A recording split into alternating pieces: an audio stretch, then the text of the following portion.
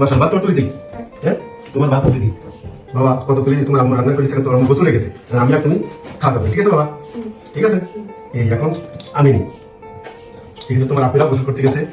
আচ্ছা থাক, আমরা বাবা সাথে ক্ষুধা লাগছে, আমার খেয়ে নিই, ঠিক আছে বাবা? হ্যাঁ, তাহলে ঢেকে রাখি।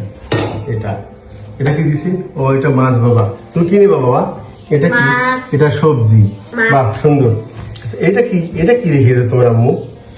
ও ইয়েস, একটা দারুণ একটা খাবার ভাই, যে খাবার আসলে সত্যিকারে আপনারা শুনলে অবাক হয়ে যাবেন। এটা হচ্ছে ভাই তিল, তিল বাটা। এটা একটা বিশাল একটা সুস্বাদু খাবার। দেখেন তিল ভর্তা আর কি। এই যে মানে এই দেখেন, এটা একটা প্রিয় খাবার ভাই। এটা আমার কাছে আসলে সত্যি অসাধারণ লাগে। আপনার কি দেই?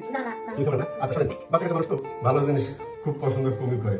তো সবজি দেবো, মাছ দেবো, মাছ দিই। হ্যাঁ আচ্ছা, এই কি মাছ? ও এটা মনে হয় রুই। কোনটা দেবো আব্বা? তোমার তুমি ছোট মানুষ, তোমার ছোট খানি দিই। না হ্যাঁ? না, আমি ছেলে বড়টা দাও। ও, দাও, আমি ছোট নিব না। তাই? না।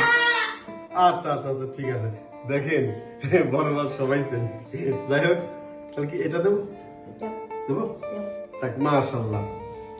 আসলে কি জানেন, টেস্ট করলাম, বাবারা কখনো বড়টা খায় না, সবসময় ছোটটাই খায়, তবু ছেলেকে টেস্ট করলাম।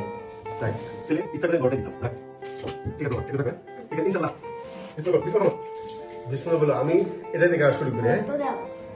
বিসমিল্লাহির রহমানির রহিম। দেখি কেমন টেস্ট। নাও তুমি জল নাও। বিসমিল্লাহির রহমানির রহিম। সেই ওকে।